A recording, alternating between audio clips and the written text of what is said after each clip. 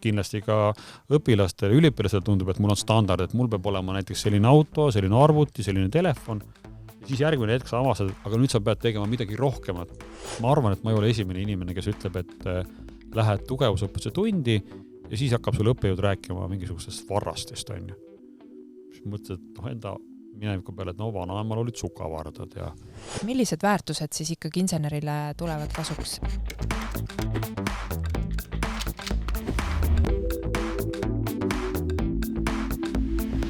Tere tulemast kuulama podcasti Maamärkide loojad. Podcasti külalisteks on Eestis asuvate suuremate ning silmapaistvamate ehitiste ja rajatiste autorid, sealhulgas arhitektid, konstruktorid, projekteerimise projektijuhid, ehituse projektijuhid, tellijad, BIM-meeskonna liikmed ning teised ehitusvaldkonna projekteerijad, kelle sõnade läbi toome teieni põnevaid kogemuslugusid nende elust, kasvamisest, tõekspidamistest ja nende olulisi nõuandeid. Podcasti kuulajaskonnaks on tegutsevad insenerid, ehitusvaldkonna üliõpilased ja õpingute alast valikut tegevad gümnasistid. Podcasti külaliste oluliste nõuannete ja kogemuslugude kaudu on eesmärk tõhustada huvi ehitusvaldkonna inseneriõppe vastu ning kutsuda nooremat põlvkonda jätkama ehitusvaldkonna arengut meie väikses ja innovaatilises Eestis. Podcasti kaasrahastab Euroopa Liit läbi projekti IT-akadeemia ja Inseneriakadeemia kõrghariduses. Täna on minu külaliseks Aivar Salt. Tere tulemast! Tere! Aivar Salt on Eesti Ehitusinseneride Liidu liige, ehitusinsener ning Tallinna Tehnikakõrgkooli juhtivlektor projektijuhtimise ja ehitustehnoloogia valdkonnas. Täpselt nii. Täna on tegutsemas betoonivaldkonnas ning tagasi suundunud Tallinna Tehnikakõrgkooli lektoriks, suuresti BIM-valdkonna arendajaks ning täna on tegutsemas betooni 3D printimises. Aivars, räägi meile siis, et kuidas sul läheb ja kes sa oled ja kust sa tuled ja kus sa pärit oled? Tänan küsimast. Mul läheb täitsa hästi ja viimasel ajal üha paremini. No aga lähme siis ajas päris mitukümmend head aastat tagasi, et pärit olen ma üldse Kesk-Eestist.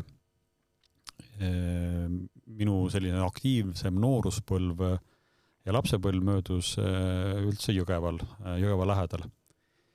Ja ma arvan, kui ma nüüd täpselt meenutan, et see oli siis äkki aastal 1988, kui me kolisime perega elama siis meie vanavanemate tallu. Minu lemmikütelus on selline, et need lapsed, kes elasid 90-ndal Eestis maal, siis nende elu ikkagi oli suhteliselt selline, nagu ta oli olnud viimased 50 aastat või isegi muutumata võrreldes sellega, milline ta oli vahetult peale teist maailmasõda. Nii et kogu see arhailisus, ma arvan, võib tänapäeva inimesi täitsa nagu ehmatada. Ja ma korraks hüppan mõnikümmend aastat edasi, kui ma asusin toona siis ettevõttesse tööle praktiseerima ja arutleti inimeste natuuride ja olemuse üle ja siis toonane ettevõtte üks juhtidest Kalev Rammel ütles, et tegelikult ikkagi õiged sellised ehitusinsenerid ongi sellised maapoisid, kes tulevad, on harjunud kõike tegema ja kõigepealt ei küsi, mis nad saavad millegi eest, mida nad teevad, vaid nad teevad asja ära ja küll see tulem tuleb pärast. Need sellised ilusad kuldsed sõnad ja ma arvan, et seda mentaliteeti kandis, seda on andnud tegelikult kogu minu senine karjäär ja minu tegevused ka, et esimese asjana ikkagi võtad midagi teha ja küll see tasu või tulemus tekib. Ei pruugi tulla kohe, aga küll ta tuleb. Ja sellised popid küsimused, et kelleks ma siis tahtsin lapsena saada. Meil elas üle põllu onu Arvo, kes sõitis suure kollase traktoriga, ehk siis üks K700 ja loomulikult sellel ajal, tegelikult mis siin patu salata, ega tänapäeva suured poisid ka, kõik tahavad sõita suurte autodega. Ja väiksed poisid seda enam, et tingituna siis onu Arvo positiivsest eeskujust, loomulikult ma tahtsin saada traktoristiks. Lapsepõlvest võib-olla veel. Seda ma ütlesin juba ennist, et sellised kuldsed sõnad, et selline maatöö tegelikult on üks hea nähtus, ta treenib ja valmistab noort minu arust väga hästi ette. Seal on nagu mitu komponenti. Esiteks on sul väga lai vaade asjadele, mille kõigega tuleb hakkama saada. lapsena muidugi tunduvad kõik peenramaad ja kartulimaad väga pikkade vagudega, aga mulle meenuvad need lood, mida me seal omavahel siis nagu õdede-vendadega arutasime, et meil peres, minul on 2 õde ja vend, et need mõtisklevad selle üle, et millal see töö ükskord valmis saab. Ja alati siis lõppes sellega, et keegi tõdes, et tegelikult on nii, et kui teed, siis saabki valmis. Minu arust on ka väga hea ütelus, mis töötab ja toimib siiamaani igas valdkonnas, et kui sa teed asju, siis nad saavadki valmis. Nüüd on lihtsalt küsimus see, et kas sa päriselt siis teed või sa arvad, et sa teed. Et ka selline üks huvitav mõttetera. Aga see, kui sa oled harjunud asju ise ära tegema, siis mõnikord juhtub ka niimoodi, et sa teed teiste eest asju ära, mida sa tegema ei peaks. Et ma ütleks, et ma arvan, et see võib olla isegi selline negatiivne asi, mis on nagu kaasa võetud sealt. Aga jah, et selline harjumus asju teha on küll kindlasti sealt pärit. Aga kuidas sa siis Tallinnasse ja ehitust õppima jõudsid? 97 ma lõpetasin kooli, keskkooli, ja siis ma plaanisin kohe minna sõjaväkke. Aga mul olid mingisugused hädad, selles mõttes, et oli nina põskoopa põletik, et käisin komissariaadis, et nüüd on selline lugu, et mine koju, tee ennast terveks. Ravi terveks, tuled nagu 6 aja pärast tagasi. Ja muidugi üllatav oli see, et kui ma läksin 6 aja pärast uuesti arstliku komissariaati, öeldi, et asjad on paremaks läinud, tundub, et see haigus nagu taandub või see põskoopa põletik, aga ikkagi ta on küll põhimõtteliselt ei saa minna. Ja siis mul jäigi vahele siis 1 aasta ja tegelikult ega ta ikkagi noorele inimesele mõjub natuke halvasti, aga siis ma arvan, et ma tegelikult selle aasta veetsingi nagu väga lihtsaid töid tehes saavad. Aga jah, et siis 97 lõpetasin keskkooli, aga 98 siis ma tulin Tallinnasse õppima. Mis siis, nagu, mida siis meenutada sellest tehnika kõrgkooli ajast? Üks asi, mida ma tahaks öelda juba tänastele õppijatele ka, kui sa oled oma selle valdkonna valinud, ega see valdkonna tegelik olemus ja sisu ei hakka sulle kohe välja paistma. See oli tegelikult toona niimoodi ja ma arvan, et see on ka täna niimoodi. Alates sellest, et kas sind kohe kõik see kõnetab, mida sind pakutakse, kuni selline välja, et kas sa tead, mida see valdkond tervikuna üleüldse endast kujutab. Ja mäletan hästi selliseid enda sees mõtisklusi võib-olla veel 2. aasta päris lõpus, et kas ma ikkagi tegelikult õpin päris õiget asja, sest toonased õppekavad olid eriti kuivad, selles mõttes kuivad, et see esimesed 2 aastat möödus tegelikult matemaatika, füüsika, filosoofia ja veel mõnede ainetega, aga eriala tegelikult ei paistnud mitte kuskilt välja. Nii et selle kokkuvõtteks ma ütleks niimoodi, et tegelikult on vaja natuke kannatada ja ma natuke põikan jutuga ja see aeg, kui ma töötasin siis tehnikakõrgkoolis ehitusinstituudi juhina, siis üsna palju tegelikult oli seda juttu, kus teine kuu, ehk siis oktoobris tuleb üliõpilane sooviga koolist ära minna, ütleb, et temale eriala ei sobi. Ja samal ajal tegelikult sa isegi veel ei tea, mida see eriala endast kujutab. Nii et jah, tõesti, selles osas on seda kannatust tarvis. Tehnikakõrgkool on kindlasti eriline selles mõttes, et siin siis tekkis ja kujunes ühel hetkel siis see minu tulevane amet või valdkond, kus ma toimetasin. Ma arvan, et see oli 3. aastal, meil peeti koolis välislektori loenguid ja siis ühes loengus meil käis rääkimas Roxor ehitusest Kalev Ramjalg ja ütlen ausalt, et selleks hetkeks seal 3. aasta keskpaigas ega väga hästi ei kujutanud ette, mida teha tahaks või tunduski, et kõike seda on nagu üsna palju, et kuidas siis see valik nagu langetada. Ja siis tõesti ma läksingi Roxor ehitusse, ma arvan, praktikale äkki suvel ja see viis mind siis juba esimese väga huvitava projektini minu jaoks. Korra jäin mõtlema, koolist nüüd midagi veel eraldi välja tuua. Pigem ma meenutan seda kooliaega hästi positiivselt.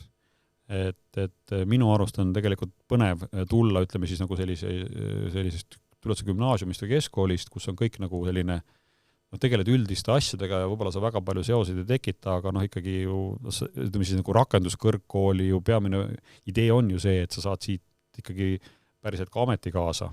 Küll ei ole väga spetsialiseerunud, eks ju, aga sul on valdkond olemas.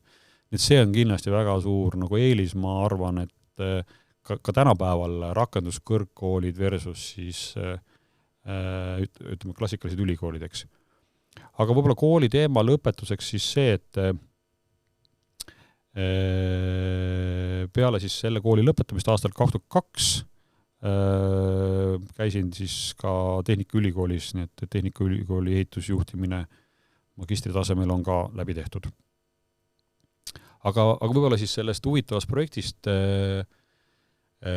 inseneripraktika raames. Aga ma tahan ühe asja vahele küsida. Mäletad sa, milline üliõpilane sa ise olid?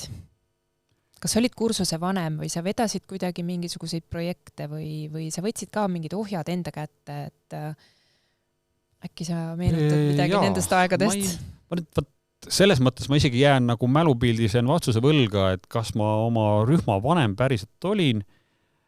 No tänu oma sellisele avatud suuvärgile ma arvan, et ma ikkagi üsna selline sündmuste korraldaja olin, sest üks on küll kindel, et ma ikkagi ma ei mäleta, mis selle organisatsiooni nimi oli, äkki oli üliõpilasselts meil ka koolis siin või kuidagi sellise nimetus oli, et mingi aeg ma ikkagi sikutasin ka seda tegevust ja meenub, et isegi selliseid koloriitseid esinejaid, nagu näiteks Arnold Oksmaa kontserdi oleme isegi siin koolis korraldanud ja muud taolist. Et ma arvan, et selline võib-olla ütleme siis aktiivne üliõpilane ma olin küll, et alates siin rahvatantsudest ja ma ei tea, mis asjadeni veel välja. Nii et jah, et selline võib-olla selline keskmisest rohkem sähmi ja ma arvan, et ma olin üliõpilasena küll. Aga siis praktika koht, et sealt ju algas siis sinu selline karjäär? Jaa, nii on, et nimetatud Roxor ehitus keskendus ettevõtte toona ju siis betoonkonstruktsioonide, paigalvalkonstruktsioonide ehitusele ja ma mäletan hästi seda lugu, et me leppisime Kaleviga kokku, et ma lähen nende juurde praktikale. Ta ütles, et tegelikult on hirmus kiire aeg. Ma saan aru, et ettevõtete tegelikult ka see aeg seal 2000 ümbruses ei olnud ülemäära lihtne, sest et oli olnud 97. aasta, kui ma nüüd ei eksi faktidega, oli ju üks selline suuremat sorti kriis meil. Ja ettevõtted tegelikult taastusid veel sellest, rääkimata sellest, et kogu see eluolu oli ju toona ikkagi nagu suhteliselt nagu selline, mitte nii hea võrreldes tänase ajaga. Ja siis mul jäi natuke mulje, et Kalev oli lubanud mulle koha ära, aga nad päris täpselt ikkagi teadnud, mida nad mulle siis pakkuda tahavad. Ja ega need vaesed praktikandid on alati, praktikandi elu toona ikka nägi nii välja, et öeldi, et vaata, seal on Tiit, mine Tiidu järgi, vaata, mida Tiit teeb. Ja siis me kõndisime Tiiduga mööda seda Lilleküla staadionit toona ringi ja siis Tiit seal mul seletas ja rääkis, aga kõik muutus siis, kui Kalev tuli minu juurde selle jutuga, et nad on võtnud tegelikult Lilleküla staadionile enda ülesandeks ka staadioni toolide paigalduse. Et see staadioni ehitustempo, betoonkonstruktsioonide rajamise tempo oli iseenesest juba väga kiire, et mõne kuuga tegelikult ehitati staadion valmis Hollandi mänguks ja siis toolide paigaldus oli ka ettevõtte peal. Ja toona oli selline proosaline lugu, et ettevõttes peaaegu mitte keegi ei rääkinud inglise keelt ja siis tänu sellele, et ma sain selle inglise keelega hakkama, siis mina jäin kontaktisikuks toolide tarniva ettevõtte vahel ja jõudis siis sinnani, et minu ülesanne ja võimalus oli tegelikult teha ettevalmistus selleks hetkeks, et kui staadion on selles valmiduses, et on võimalik toole panna, et siis me saame lendstardis selle kõigega tegeleda.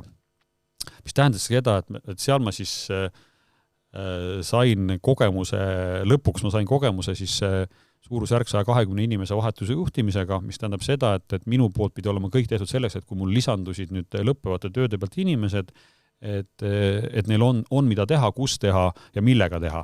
Nii et kõik võimalik masinapargid, seadmete eelkomplekteerimised ja selline logistikakorraldus, et see siis jäi kõik minu peale.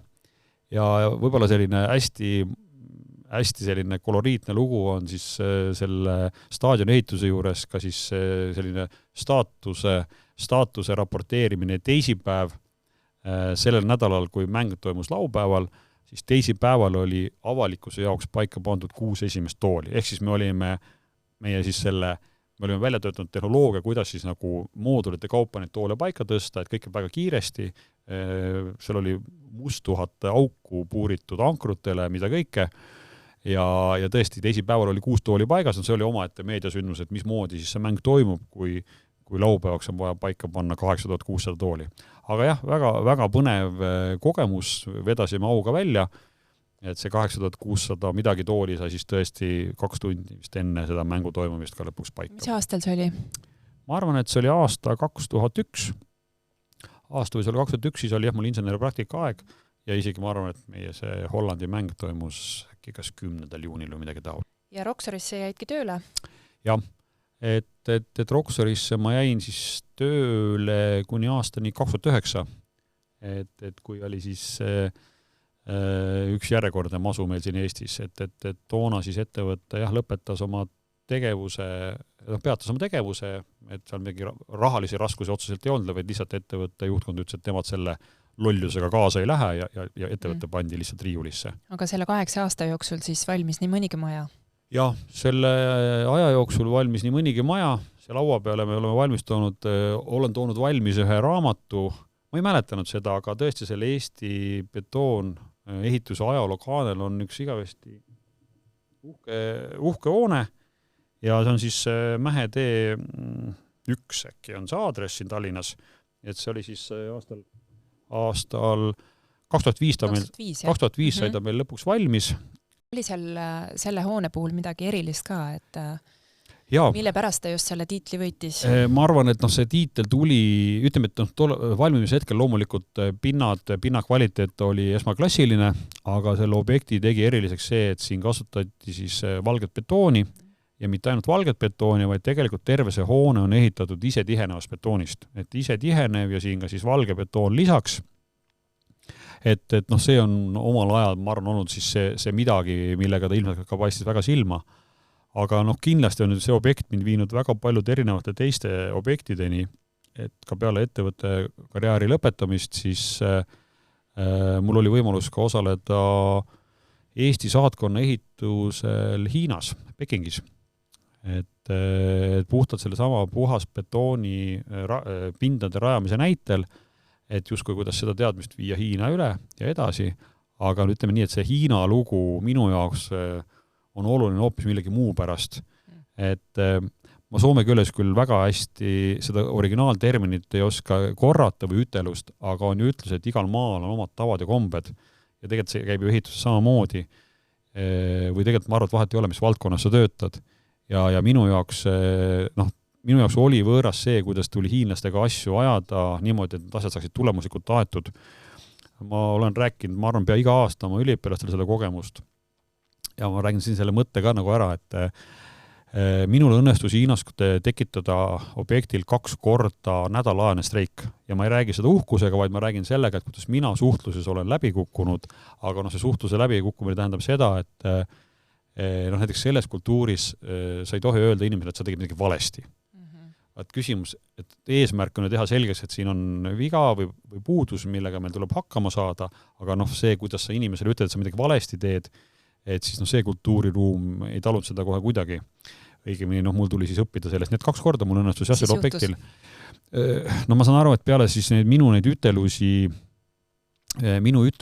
siis peatöövõtja pidi minema siis suhteid siluma. Ja mis on tõeliselt üllatav minu jaoks hiinlaste puhul oli, et esiteks, kui see konflikt tekkis, see ei tähenda seda, et mul pidi kellegi rusika kaklus tekkima, vaid see võis olla see, et näiteks, et ma kontrollisin, kas siis seinte kaitsekihte või midagi taolist ja ütlesin, et see asi siin ei sobi, see mau seina sisse ära, see tuleb ringi teha. Ma arvan, et ma võisin väljendada umbes sarnaselt, võib-olla siis 10+ aastat tagasi enda tonaalsus võis olla mõnevõrra erinev, ei tea, ei mäleta täpselt. Aga jah, et siis selliste seikade pealt, ütleme, sellised asjad nagu tulevad ülesse ja just nimelt see, et hiinlastel siis ühtehoidvus on nagu väga tugev, et kui ühele ei sobi, keegi solvub, siis lihtsalt võetakse jõud kokku, minnakse objektit minema. Terve meeskond läheb minema. Ja siis ma mäletan ka lugusid, kuidas planeeriti töid. Mina tegelikult olin siis ettevõtte Conviso kutsel, läksin nendele betooni koha pealt tappi. Conviso tegi seal siis järelevalvet. Ja ma mäletan seda, kus me siis nagu üritasime aru saada, millal nad selle seina siin valmis saavad, et seda nüüd üle vaadata või mingit vahelaja lõiku. Ja siis selguski, et kohati olid lõigud, mis meeldis neile, nad tegid väga kiiresti ära ja nii kiiresti, et nagu ultraheli kiirusel juba oli betoon peal. Ja siis oli see asi, mis ei saanud valmis. Et ka täiesti üllatav, ehk siis, et selline nende see sisemine motivatsioon oli ka midagi väga kummastavat ja näha oli, et kui juhile meeldis töö, siis tehti töö kiiresti ära ja kui juhile ei meeldinud, siis töö venis. Et see oli see täitsa omamoodi kogemus. Aga jah, kihvt asi, et see Pekingi saatkond sai lõpuks nagu valmis. Aga eestlased on ikka teistsugused? Mentaliteedi mõttes ma arvan, et see pole kellelegi üllatuseks, et eestlased väga hästi omavahel ei oska koostööd teha. Ma arvan, et meil on see väga nõrk külg. Mäletan hästi ka ettevõttest neid kordasid, kui mõnikord tuli meeskondi natuke ringi jagada ja siis see, et kui sa teed tööd näiteks vene päritolu inimesega või teed eestlastega, siis eestlase küsimus on, et mida ma tegema pean, aga slaavi inimene küsib, kellega ma tegema pean. Minu arust see näitab väga hästi seda, et kuidas me suhtume võib-olla siis nagu sellistesse suhetesse ja ka tööülesandesse. Koolis on ju ka võimalus tegelikult igasuguseid meeskonnaprojekte panna õpilasi tegema, üliõpilasi ka, et kuidagi kasvatada juba seda sellist meeskonnatunnetust. Ma korraks nagu vaataksin sinna objektide poole tagasi, et minu arust heal objektil ikkagi see juhtiv kaader või siis nagu insener pool võiks ideaalis olla see liim või see kleepepaber, mis aitab ka olude sunnil sa pead ju lahendama, kui tekivad mingid erimeelsused ja samamoodi ka tajuma natukene seda, et kellel mis asi natuke paremini välja tuleb. Ja läbi selle on siis võimalik ju ka, ma arvan, head meeskonnad kokku saada.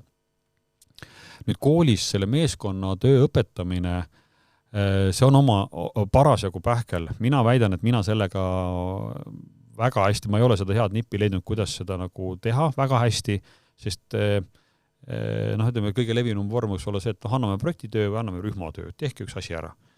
Ja võib-olla õpilased arvavad, et õppejõud ei saa sellest aru, aga ühel hetkel on väga hästi näha, et igas rühmas tekib see liider ja halval juhul see vaene liider peab ka selle töö ära tegema.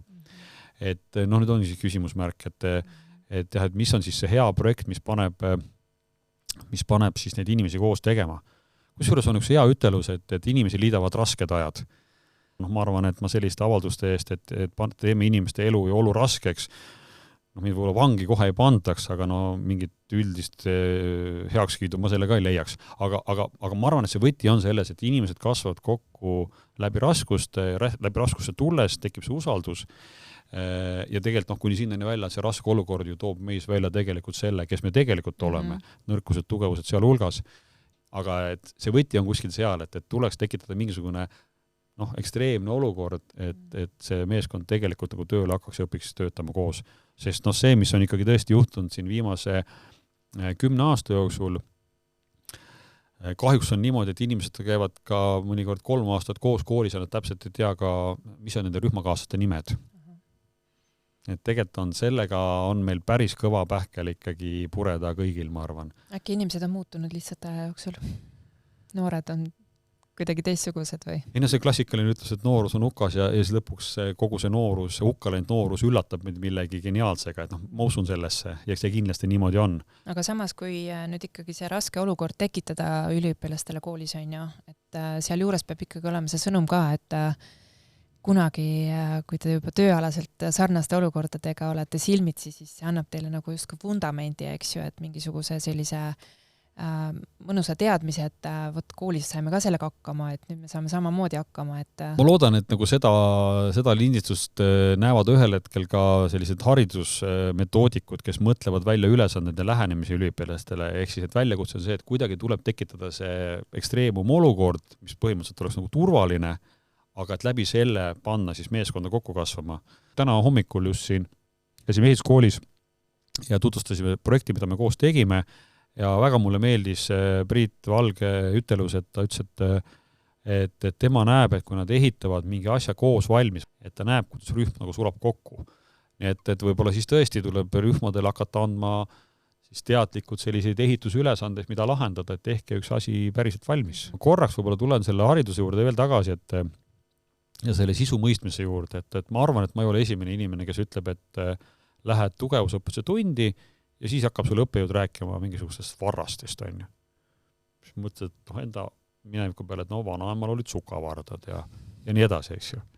Et tegelikult ma tahan jutuga seda öelda, et ega see asjade õpetamine niimoodi, et see kuulaja sinust ka aru saab, on ülimalt oluline. Kusjuures ma teen komplimendi minu tänasele kolleegile Karin Lellepile, kes on tegelikult ikkagi meie koolis viinud tugevusõpetuse õpetamise täiesti uuele ja väga ägedale tasemele.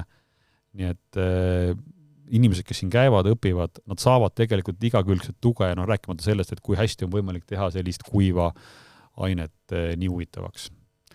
Ma küll julgustan õpilasi, et ärge kartke paista rumal, see on ikkagi targa inimese tunnus, kui sa küsid.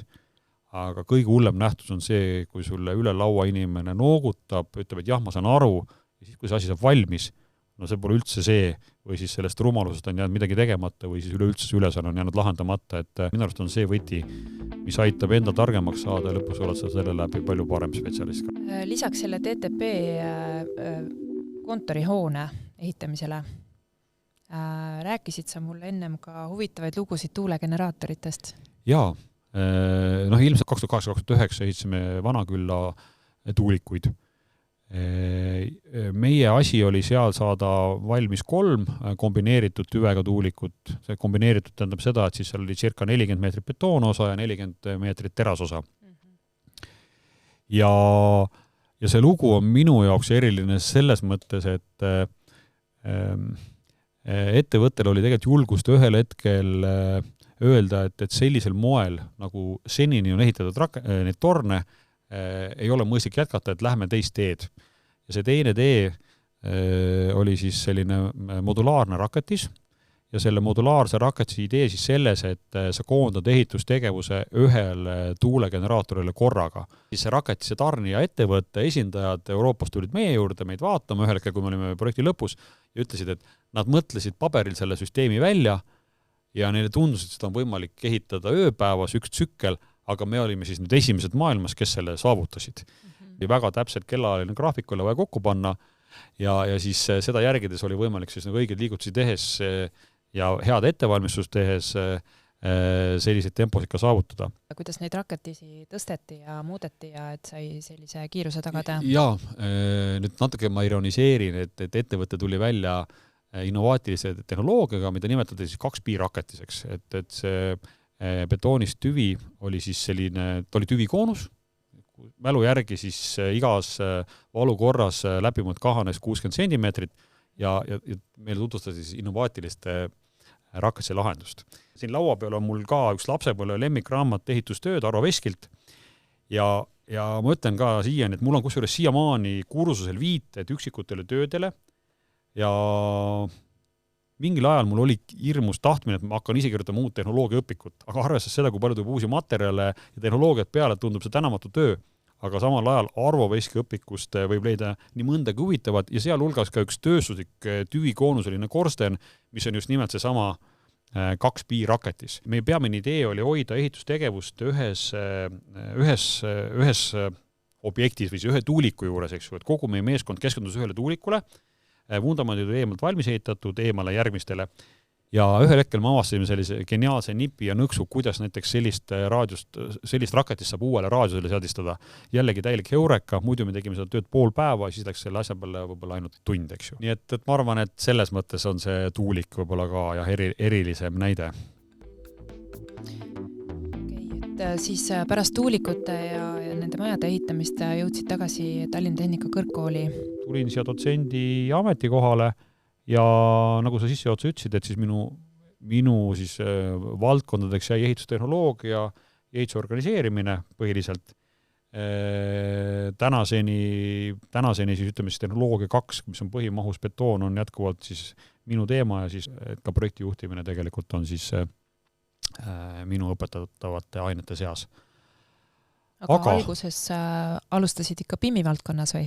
Tahtsin just selle PIM-i jõuda, et selle PIM-iga on selline huvitav lugu, jäi rääkimata, et toona siin koolis käies tervitused Aldur Partsile, et Aldur õpetas meile CAD-i ja mulle hirmsasti meeldis kraana konksu joonestamine AutoCAD-is. Ma läksin toona Roksuri ehituse tööle, siis seal kolleeg Andri Sutt joonistas kõiki asju ka AutoCAD-is 3D-klotsidena. Me nimetasime neid klotsideks, betooni mahu info ju lihtsa 3D-klotsi pealt tuleb ju elegantselt lihtsalt kätte. Ja siis, kui sa selle pinna ju õhku lased lihtsalt tehniliste võtetega, on sul ka rakatsi pinnad kohe olemas. Selle mudeldamise juurde ma niimoodi sattusin ja siis siit kogu see riigi kinnisvara aktsiaseltsi nõuete ja siis sealt edasi ka ühtsete PIM nõuete loomine EVS-i tehnilise komitee number 50 liikmena, mis ongi mudelprojekteerimine, siis siiamaani puutun selle asjaga kokku. Aga mismoodi täna TTK-s PIM on esindatud, et kas teil on mõni õppeaine ka, mis konkreetselt keskendub sellele või õpetate mingisuguseid programme, milles mudeldatakse, millest siis nii-öelda see andmesisu kõik välja tuleb? Sellega nüüd niimoodi, et tundub, et see kõige alguses tehtud lihtsalt baasõpe, mis täna meil on küll Reviti näol ja Reviti peal, tundub, et see on nagu kõige tulemuslikum siiamaani olnud. Aga eelmine aasta nüüd me tegime ka IT Akadeemia raames tegime õppekava uuenduse ja selle raames me võtsime lubaduse tuua sisse uusi aineid ja siis senist, ütleme siis ainete sisu ka parendada. Ja positiivne on see, et selle tulemusena ma arvan, et me suurusjärk 10 õppeainet täiustasime, täiendamisime, mis seondub mudeldamisega. Alustame sellest, et me tõime sisse vaba ainena või ütleme, vabatahtliku valikuna täitsa esimesel semestril PIM algõppe. Üllatav oli selle kursuse läbinute protsent ja huvi kursuse vastu. Me algul lootsime, et me saame 10 inimest, ehk siis kes nagu lõpetab ja saab tehtud aine. Me saime 32, ehk siis juba ületasime ootusi 3-kordselt. Siis edasi meil selle mooduli plaan on selline, et võimalikult varakult hakata mudelitega kokku puutuma ja et ühel hetkel juba olla oluliselt parem just nimelt selles andmesisus, andmete ekspordis, sest muidu tundus, et sellise klassikalise õppekava juures, kus me teisel aastal õpime mudeldamist, me lihtsalt ei jõua selle tuumani. Loomulikult on eesmärk see, et eksporditud avatud formaati peab see kokku lepitud andmesisu ilusti üle tulema, positüürlikud teavad, mis asjad on ühtsed PIM-i nõuded, nad teavad, mis on andmesisu tabelid, oskavad sellega ringi käia. Ütleme, et edasi jõudnud kursus, kes tegelikult saavad väga hästi aru IFC andmeskeemist, et üks aine, mis meil on täiesti uus aine, ongi siis põhimõtteliselt IFC skeemide õpe ja siis ühel hetkel siis jõutakse ka sinna punkti, et okei, kui sa tead, mis sa teed, sa saad ka siis seda IFC skeemi muuta enda jaoks nüüd juba siis nendes edasiarenduse tarkvarades. Ja loomulikult tahame jõuda sinna punkti, et siis huviline õppija saab igal võimalusel, näiteks teeb tehnosüsteeme, ta saab kasutada juba mudeleid, on ju, ja töötada mudelitega. Loomulikult, kui me täna räägime LCA-st, selle arvutus ju põhineb kõik mudelil. Ja ütleme siis nagu mõned õpiobjektid me tegime ka teedehitajatele, kus siis toimub punktipilvede ja punktipilvedega reaalolukorra ja siis objekti tegelikkuse võrdlus. Nii et ütleme, et see hüpe, mis me oleme võtnud teha, ma arvan, et edumeelsematele ettevõtetele ei ole mitte mingit üllatus siin, aga küsimus ongi nüüd selle kesktaseme ühtlustamine, ehk siis, et tuua vähemalt meie kooli õppijad sellel tasemel järgi, et siit tulnud õppijad tegelikult oleksid ikkagi keskmine pluss tasemel mudelite tundmise ja kasutamise koha pealt. Aga AutoCAD-i õpe ikkagi endiselt säilib ja see pigem ikkagi peaks jääma, eks ju? Ma siin nagu ei julgeks võib-olla sellist novaatori rolli võtta, et ma olen sinuga nõus. Ma arvan, et AutoCAD-i õpe peaks juba jääma, ta on loogiline keskkoht sellise täpse joonestamise vahel. Selle väitega ma ei taha nüüd öelda, et mudeldada pole võimalik täpselt. Väga täpselt on võimalik seda kõike teha, aga CAD tundub selline hea keskpunkt. Mulle tundub, et inseneri asjanduses AutoCAD ja Excel on 2 asja, milleta me ei saa, mis nagunii moel või teisel jääb, sellised suhteliselt universaalsed asjad, et ma kuidagi ei räägi siin mudelitele vastu, vaid lihtsalt ütleme niimoodi, et sul on siis kirjapakis lisaks nagu vildikale on võib-olla ka sulepea. Minul oli veel endal selline kogemus, või tähendab võimalus, et minu keskkool siis oli orienteeritud ka Tallinna Tehnikaülikooli nagu edasiminemiseks, ehk siis baaskool, Tallinna Tehnika Gümnaasium. Ja seal oli meil juba 12. klassis AutoCAD-i õpe. Nii et ma ütleks, et kui ma juba siia kooli edasi tulin, siis vahel ikka Parts ütles, et ma nüüd lähen istun natuke, et Liis, sina võid natuke juhendada siis siin AutoCAD-i õppijaid, et ühesõnaga, mis ma tahan öelda, on see, et kas mingil hetkel võiks liikuda juba mingil moel see mudeldamise teema õpetamine juba keskkooli, et nad juba, kes nagu selles näeks omal mingit eriala või midagi, et ta juba oleks juba rohkem nagu selles mõttes kuidagi kuhugi poole oskaks sammuma hakata, et vau, kui äge või? Mulle tundub, et sa räägid juba olevikust. Minu teada on ka Viimsis tehnoloogia moodul olemas, on ju. Nii et seal seda mudeldamist on. Minu arust on väga tänuväärne see töö, mida siin tehakse, kus siis gümnaasiumis sa pakudki välja lastele moodulid, et sa ei hakka rääkima, et ehitusinseneeria on hea või masinaehitus on hea, vaid on sellised terviklikud tutvustavad moodulid ja mulle tundub, et see nagu läheb väga õigesse kohta, ehk siis, et tekib veel täiendav arusaamine võimalustest, mida kõike võiks veel teha, eks ju.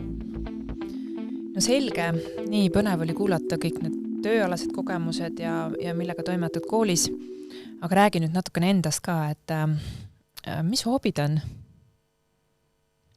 Päris alguses ma vist ütlesin ära, et kõik asjad, millel on sisepõlemismootor, mulle vaieldamatult meeldib.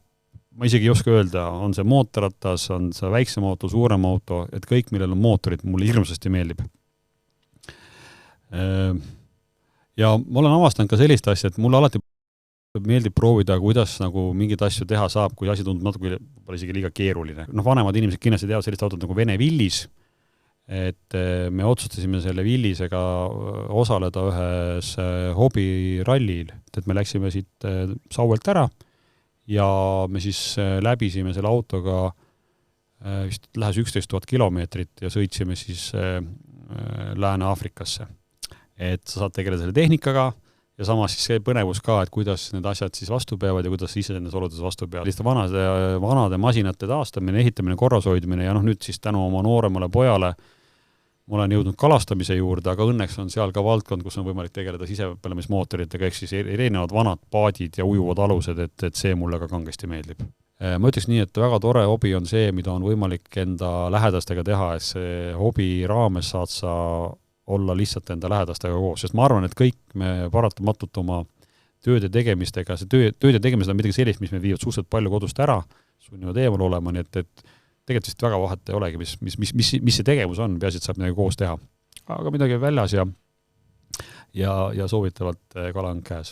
Ikkagi see töö tulemused pärast on jällegi palju paremad, et saad vahepeal kuidagi mõtted mujale ja lõõgastuda ja ma olen sult küsinud, et kellele sina alt üles vaatad ja kes sind inspireerib ja sa oled täpselt samamoodi mulle vastanud, et noored andekad. Et kas see kuidagi seostubki sinu oma lastega või sa viitad üliõpilastele või? Seda võiks rääkida nii enda laste kui ka üliõpilaste näitel, et üliõpilaste näitel mulle väga meeldib see, et kui sul on selline ärksa silmaringiga noor, kes käib su loengus ja siis järsku selgub, et näiteks kursuse projekti kaitsmise käigus ta ütleb mulle midagi, mida mina olen tunnis öelnud, mis pole mitte kuskil nagu konspektis kirjas. Ja see on tõesti nagu südant soojendav ja kuna ma nüüd olen täna koolis juba nii mitu aastat töötanud, siis on tegelikult päris palju ka vilistasi, kes tulevad tagasi ja väga sellise sära silmil räägivad siin oma tööst või tegemistest ja see tegelikult tekitab lihtsalt rõõmu, et see asi, mida sa teed, et see tegelikult on puude istutamine põhimõtteliselt, et ühel hetkel saad ise olla nende puude all varjus, et tegelikult see on ikkagi tõsine tuleviku seeme. Ma ei saa nüüd öelda, et see või see korüfee on minu suur iidol. Et mulle tundub, et need tarkuseterad või need, mida ma endale eeskujuks võtan, need on ikkagi konkreetselt inimestelt pärit, kes võib-olla räägivad mulle mingit elulist lugu ja mingisugust nagu natuke sügavamat mõtet, et miks midagi üldse teha. Sest et minu arust kogu see edu, mida me täna mõõdame mateerias, on tegelikult ikkagi, ta võib olla hajuva iseloomuga ja ajas kaduva iseloomuga, et ma arvan, et see ei ole väärtus. Me räägime mõistetest elustandard ja elustandard. Ja siis oli üks väga äge mõtistus, kus inimene rääkis kahest asjast, et on kaks nähtust, on elustandard ja on elukvaliteet. Tegelikult on need täiesti erinevad asjad. Elustandard on selline naljakas asi, mis on sulle kuskilt väljast peale pantud ja sulle tundub, et sa peaks seda tagama. Näiteks, et ma pean sõitma sellise autoga, ma pean elama sellises majas ja ma pean. Aga nüüd tasuks mõelda, mis on siis tegelikult elukvaliteet. Et need on ju need asjad, mis sind teevad rõõmsaks ja õnnelikuks ja võib-olla sind ei tee need asjad õnnelikuks, mida ma eelnevalt nimetasin. Nii et näiteks sellised mõtistused, et sa ei pea alati trampima ka teiste järgi ja püüa lihtsalt sellest aru saada, mis sind ennast nagu õnnelikuks teeb. Ka tänapäeva noored, et millised nad siis on, et väärtused nemad omavad? See, mida mina näen täna siin auditooriumis ja näen ka mõnda noort kodus, siin auditooriumis, minu jaoks kindlasti on see murekoht, et tegelikult ei viibita kohal. Mul noorem õde küll kasutab väga tihti mõistet, et ole kohal ja püsi siin ja siis ma talle heidan ette, et miks sa selliseid sügavaid lauseid kasutad, aga noh, näed, nüüd ma kasutasin seda sama ise. Aga see sama ole kohal, ehk siis, et mulle tundub, et see tänane maailm sunnib neid igasuguseid asju nii palju peale, et just nimelt sul läheb segamini see, millega sa parasjagu tegeled, eks ju. Ja lõpuks sa koormad ennast selle kõigega ja tegelikult sa ei saagi aru, kuhu see aeg lõpuks käest ära kaob. Ja kindlasti murelikuks teeb see, et mina kaasa arvatud, et me võimaldame ikkagi enda järglastele natuke juba liiga palju, asjad tulevad liiga kergelt nagu kätte ja tegelikult sa ei hinda neid asju, mis sul siis parasjagu käes on, ei hinda neid inimesi, ei hinda neid asju ja teisalt on siis ka see, mis nagu tekitab muret, et see eelnevalt räägitud elustandardi jutt, et kindlasti ka õpilastele, üliõpilastele tundub, et mul on standard, et mul peab olema näiteks selline auto, selline arvuti, selline telefon ja siis järgmine hetk sa avastad, aga nüüd sa pead tegema midagi rohkemat, et seda saavutada ja näiteks sul seesama meie hea üliõpilaspõlv läheb käest ära ja sa tegelikult traavid ringi ja see üliõpilaspõlv ilusti nominaalaega õppimine võib-olla jääb üldse tahaplaanil, eks ju. Nii et siis selle koha peal tahaks küll anda nagu nõu, et võtke rahulikult, tahtke natuke vähem ja püsige kohal ja võib-olla saate palju mõnusamalt selle aja ära veedetud ja lõpuks te tegelikult saate selle päris elu juurde siis varem asuda, mida te nii väga võib-olla ootate ja soovite. Mu noore mõde Anneli sissejuhatus erialasse aine raames tegelikult paneb noori aega mõõtma ja ma tegelikult soovitan seda teha. See võib tunduda maru tüütu, aga see annab sulle kätte juhtnöörid ja näitab ära siis selle sinu tegeliku ajakasutuse ja see on mitut pidi hea. Ühte pidi ta tegelikult võiks distsiplineerida sind päevalõikes tööd tegema seoses õppimisega. Ja miks see on hea, siis meie see eelnevalt räägitud see töötamise ja puhkamise aeg saab ka uue mõiste. Tegelikult ei pea tegema mitte midagi muud vähemat ega rohkemat, kui teha lihtsalt 8 tundi päevast tööd kogu semestri jooksul ja põhimõtteliselt ööd on sul vabad. Ja oluline ongi märgata, mida sa teed. Ja teine võib-olla hästi oluline soovitus, mida ma jagan, et proovige struktureerida need ülesanded, mida te lahendate. Et kui te näete, et teil on laua peal või teie mailboxis on näiteks 10 ülesannet teid ootamas, vaadake selle pilgu, et aga milline on 1 minuti ülesanne või 2 minuti ülesanne või 5 minuti ülesanne ja tehke need esimeses järjekorras kiiresti ära, ärge pange neid suurte ülesannetega ühte potti, et püüge sellest aru saada ja siis võib selguda, et väga kiiresti lahendate need ülesanded ära, väiksed ülesanded ja saate teada, et võib-olla teil ainult 2 ülesannet alles ja selgub, et võib-olla kogu see kuhi ülesanded ei olegi nii suur, nagu teid ees ootab. Et selline ülesannete kategoriseerimine on ka üks soovitus, mida ma jagan, et see tegelikult aitab ja sa saad palju kiiremini mentaalselt nagu edasi.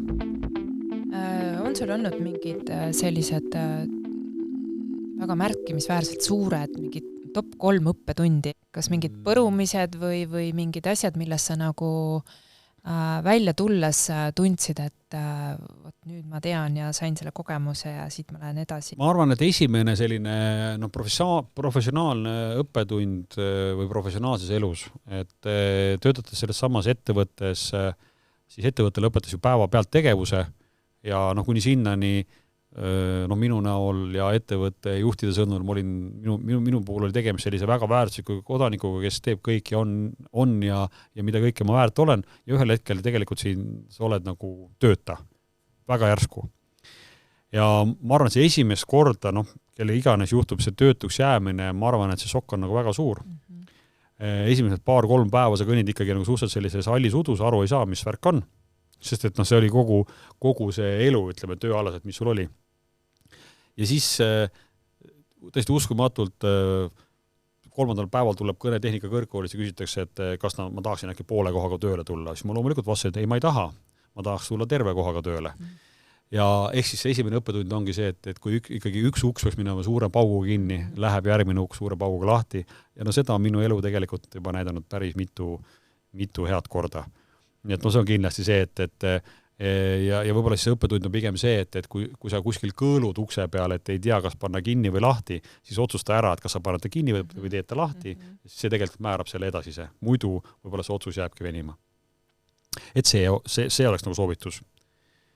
Aga samas sellel hetkel ka, kui see pauk käib, et mingil moel sa ju teed enda peas ka mingid korrektuurid või siis annab see sulle võimaluse nagu mõelda, et aga mis edasi saab? Minu enda kogemus ütleb niimoodi, et sõltub sellest, mis vanuses sa oled, sa vaatad asjadele teisiti ja see tuleb puhtalt ju sinu kogemuste arvelt, eks ju.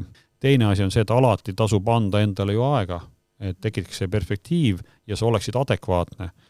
Noh, ma usun, et enamustel on see süsteem, et kui sa midagi otsustada ei oska, võta mingi paber laua peale, pane plussid, miinused ja ära tee seda ühe õhtuga emotsiooni ajal, vaid koosta seda paberit näiteks 2 nädalat. Ja pärast tuleb ausalt need plussid, miinused kokku ja on see otsus olemas. Aastal 2016 õppetund, millest ma nagu õppisin kindlasti väga palju,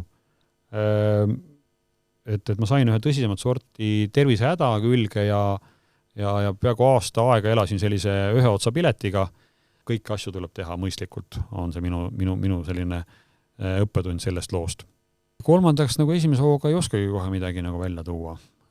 Et mingist hetkest alates ma arvan, et pigem tekkiski selline heas mõttes vooga kaasa minemine ja lihtsalt naudid sõitu. Kuidas sa igapäevaselt enda elu korraldad ja mismoodi sa oma ülesandeid nii-öelda täidad või prioritiseerid või juhid või mis abivahendeid sa kasutad? Tehnilisi abivahendeid sa mõtled, eks ju? Jaa, just nagu mul on see märkmik, eks ju, sul on äpid. Jaa, et ma ütlen, ma kindlasti olen olnud ehitusobjekti ajal, kui ma seda ametit pidasin, ma olin kindlasti siis A4 ruudulise kladeusku. No kindlasti, ja ma soovitan kõigile, kellel ülesanded on päris palju seda stiili kasutada. Aga no minu praktika on täna kujunenud siis selliseks, et mina olen nagu selline mufi tüüpi tegelane, kes saadab endale kirju ja see tegelikult taandub sellele põhimõttele, et ma eelistan ühte töölauda ja see minu üks töölaud on täna minu jaoks minu mailbox. Et see on siis see kõige parem asi minu jaoks, mis nagu kõlbab siis sellisteks kiireteks käskudeks, sest üldjuhul ju kellegi kirjaga saabub meie jaoks ju ka mingisugune task meile. No see, et kasutame kalendrid enamus kohtumiste jaoks, see on kindlasti see asi. On sul oma missioon ka, et mis sa siin elus siis tahad korda saata? Mingi suurem selline kutsumus või selline, nagu, millest me veel täna võib-olla pole rääkinud või sa sisimas tunned, et oleks veel sinu mingi tuleviku valdkond või? Jah, betooni 3D printimine, et aastast 2019 Tehnikakõrgkoolis oleme me seda teinud. Prindime raketised ja sinna raketiste sisse armeeritakse tavaline betoonkonstruktsioon, ehk siis, et hundid söönud, lambad terved. Ja nüüd siin viimased paar kuud me oleme seda teinud, natuke on vara veel rääkida lõplikest tulemustest, kindlasti me ei räägi ärilisest tootest, aga et minu jaoks on oluline ka see, et ehituskooli õppijaid tuua juba sellise automatiseerimise poole, et kuidas see automatiseeritud ehitus võiks käia, eks. Et siin majas Pärnu maantee 62 sõna otseses mõttes on meil printimisel tulnud lagi ette, kuna me ei saa kõrgemat elementi kui 60 cm printida. Meil on lihtsalt ruumid nii madalad. Millised väärtused siis ikkagi insenerile tulevad kasuks nii üliõpilase ajal kui siis ka nagu juba töötavale ja tegutsevale insenerile? Meil on olemas ju ka sellised isegi kirjatükid, mis kirjeldavad inseneri eetikat ja seal on tegelikult väga hästi need asjad kirjas, aga minu arust esimene oluline asi on see, et alustuseks üleüldse insener, ta võiski olla loomu poolest uudishimulik ja ta huvitavad asjad, ta on laia silmaringiga. Punkt 1.